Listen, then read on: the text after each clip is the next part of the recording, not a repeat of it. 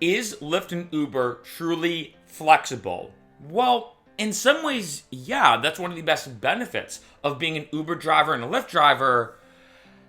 But in other ways, no. This gets really interesting, so let's get right into it. Now, first off, I want to talk about the Lyft and Uber flexibility breakdown. When it comes to Lyft and Uber, they are instantaneously flexible. What I mean is, I've had some people hit me up saying, hey, Mark, I want to drive, but I don't know if I can tell Lyft and Uber on every Sunday when I can drive that week. You don't have to tell Lyft and Uber anything. You can turn on the app at no warning to them anytime you want. You can turn it off at no warning to them anytime you want. That is one of the best parts. A lot of people know that Lyft and Uber is flexible.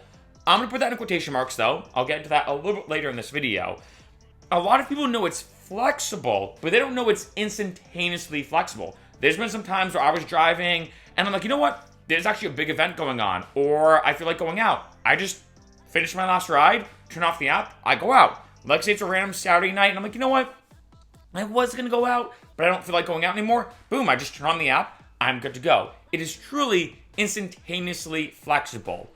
However, there is a massive asterisk on this flexibility. And I find there's actually 3 different factors that come into play when it comes to Lyft and Uber being flexible. First off, peak hours and non-peak hours. This is a big one. As you can imagine, you're going to make a lot of money on Friday and Saturday nights. However, the peak hours as well also exist in the morning and evening commutes. Those are the best time to drive by far. However, let's say you can't drive during the peak hours. Let's say for whatever reason, you can't drive on Friday and Saturday nights, you can't drive during the morning and evening commutes. Well, yes, Lyft and Uber is truly flexible. You can really drive anytime you want. However, if you can only drive, let's say, Monday through Thursday, 1 p.m. to 4 p.m., you might not make that much money. For example, I remember my first time driving in Boston on a Tuesday. It was at Tuesday at 1 p.m. For my dedicated subscribers, you may have noticed, I use that example a lot in terms of like a non-peak hour window. And the reason why is I drove, remember, first time, Tuesday at 1 p.m. And I'm like, yeah, you know what? I have a free day today. Why not drive and make some money? I think I made literally $4 to $5 in that hour from like 1 p.m. to 2 p.m. on a Tuesday. And I'm like, never again. And this is the big thing that yes, Lyft and Uber is flexible and you can drive anytime you want, but you can really only make the legit money, the good money, during the peak hours. That is a big thing to keep in mind because I think a lot of people love Lyft and Uber as a great second job, which is true, right? If you have like a typical 9 to 5 or another job, Lyft and Uber is the perfect counterpart to that job. However, if you can really only drive Lyft and Uber during the non-peak hours, although yeah, it's flexible, you might make not that much money at all. Would you drive for $4 an hour? Probably not. That is something to keep in mind, but there are a couple other factors. Number 2, your location. Now, not only does your location determine how much money you can make as an Uber driver and as a Lyft driver, this also is pretty big when it comes to the overall dynamic of your city. For example, let's say you live in Vegas. Vegas is Vegas. Probably one of the most unique cities based off just like the climate and the culture. Tuesday at 1 p.m. might be popping. I mean, being honest, because it's Vegas, you could probably drive at any point in time and make good money. So while yes, I might say that in Boston, Tuesday at 1 p.m., you're not going to make that much.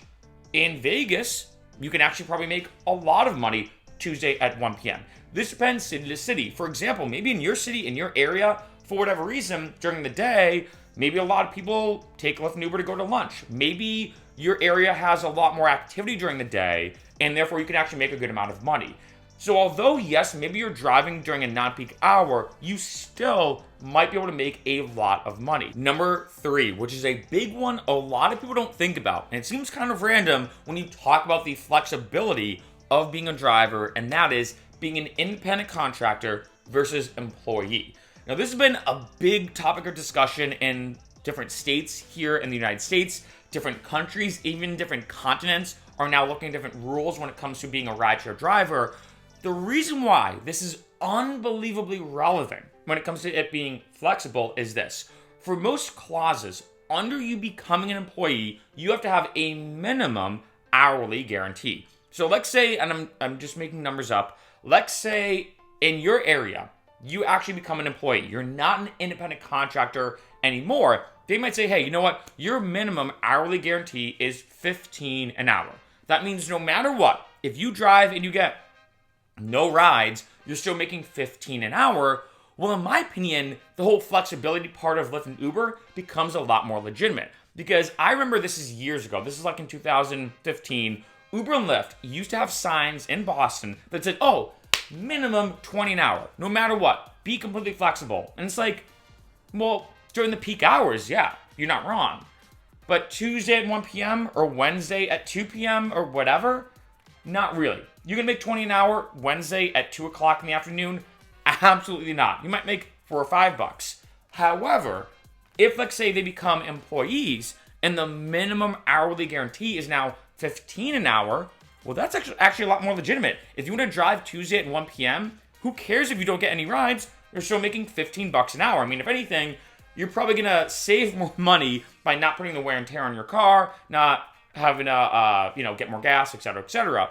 That is a big thing to look out for. Because if you do want to drive for Lyft and Uber, and let's say you don't live in a good area, let's say, you can't drive during the peak hours, and you're an independent contractor, well, you're probably not going to make that much. Maybe Lyft and Uber is just not for you. Maybe given your schedule and everything, it's just not a good idea. However, if you do live in an area that it's an employee area, where now rideshare drivers are employees, it actually might be worth it.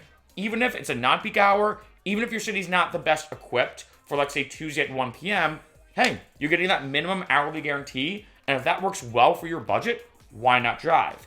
There is another bonus factor, though, on top of all of this, and that is events. You can make an absolute killing when it comes to special events. Because like I said earlier in this video, although Lyft and Uber likes to promote that they're flexible, it's not really flexible, right? Yeah, during the peak hours, you can make a lot of money, which is awesome. But during the non-peak hours, given everything considered, it's not worth it to drive. So you really do only have a certain window or certain period of time you can truly drive and truly make money. However, this goes out the window when it comes to events. For example, I remember in Boston, and this happens all the time, every May or June, every year, there's huge graduations. And I remember on one week, it was a Tuesday and Wednesday, there was a bunch of graduations in Boston. There's a bunch of colleges. You're talking about BC, BU, MIT, Harvard, all these different schools. I mean, I think there's like 20-something plus schools in Boston. I don't know how many, but there's a lot. And I remember there's a lot of graduations almost on the same day. And everybody, and ironically on Tuesday at 1 p.m., everybody was ordering a Lyft and Uber. And guess what? There weren't that many drivers on the road. There was barely any because who's going to drive during that hour, like I said, or during that time window? But that's where I came in. I remember seeing, there's going to be a bunch of graduations. Surges were through the roof. I made so much money during that Tuesday and that Wednesday. So that is one last thing to keep in mind. That although, yes, during non-peak hours, you probably shouldn't drive, and I almost schedule around those non-peak hours when it comes to driving. If there are events, that's a way for you to make a lot of money.